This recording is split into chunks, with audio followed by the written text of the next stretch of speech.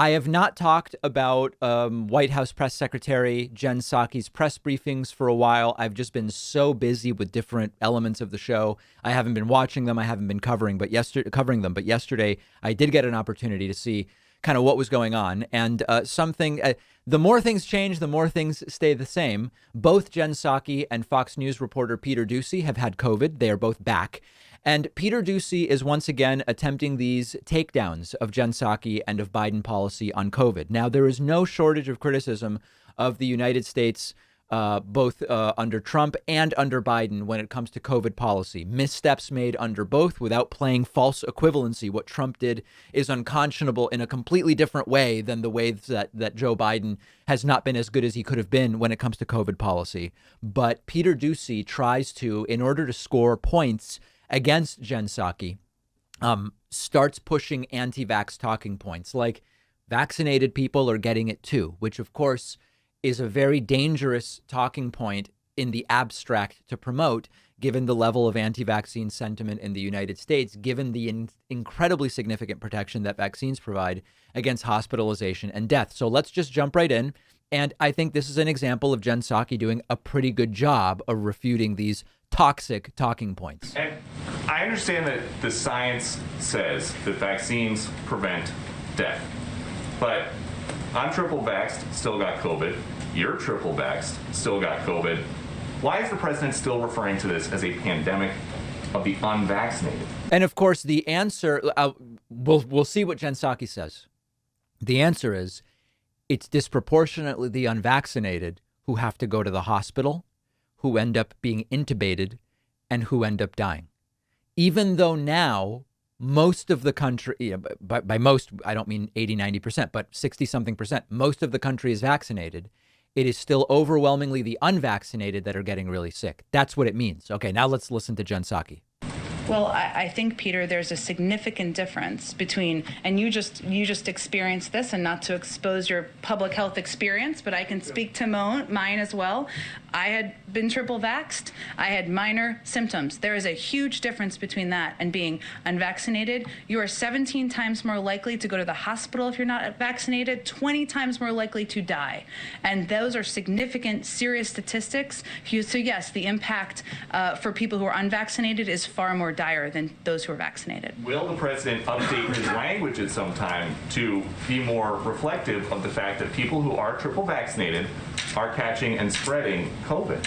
I think our president has said, as have we a number of times, that there will be breakthrough cases. There will be people who get COVID here at different media organizations, at companies around the world, around the country who have been vaccinated. But there is a significant difference between being hospitalized or dying and being vaccinated with more mild symptoms. So what you have to understand is that Peter Doocy is there to try to goad Jen Psaki into sound bites for the purposes of later airing them on Fox News and showing how great he did. The questions are dumb, and they're bad questions by design, because they're so stupid that the idea is fire up Jen Psaki so she says something emotional or looks bad in some way.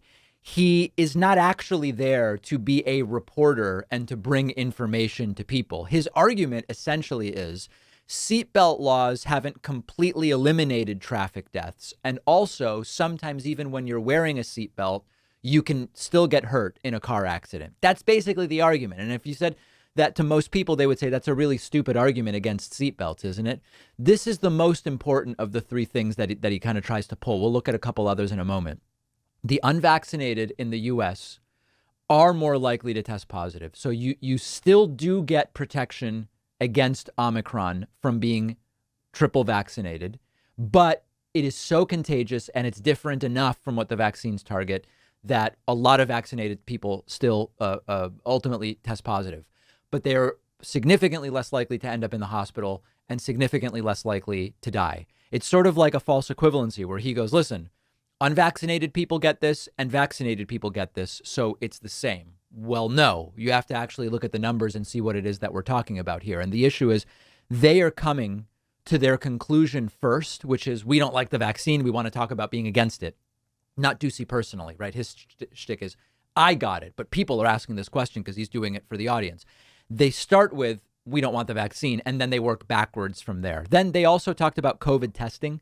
I'll just show you a little bit of that. Jen, I was home all last week, isolating. Welcome back. Thank you. I was isolating with COVID after a positive test, like a lot of people watching, and a lot of time in front of the TV. I heard the president say... Did you watch Fox the whole time, or other things? I have exhausted the full catalog of Guy Fieri content. Oh, okay. And obviously a lot of Fox. But I heard the president say, Google COVID test near me. So somebody isolating with COVID, I did that. And the appointments everywhere were completely jammed. So why is it that you guys were so unprepared for the need for testing after the holidays? Well, Peter, I'm happy to see you back and well. I would second say that there has been a massive surge in cases, as you know, and we're a part of, in D.C. and New York. And there's been an unprecedented, and other parts of the country as well, there's been an unprecedented demand for tests. So what we have done over the course of the last few weeks, even before... Okay, so, you know, it's another gotcha. And it is absolutely true that testing is a disaster in the United States. It's been a disaster for a long time. It's the problem here is the continued attempt to give people who watch Fox fodder for justifying not only not getting vaccinated, not even looking for a test when they have symptoms.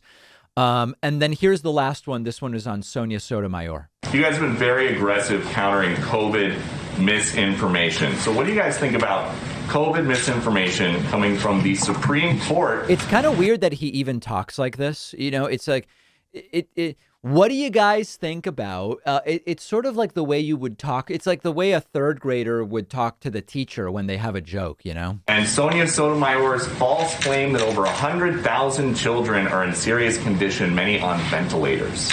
Well, I'm not going to speak to Supreme Court arguments or statements made in those arguments, but I will tell you that what is at stake here is our effort to protect health workers and, most importantly, protect patients. Yeah.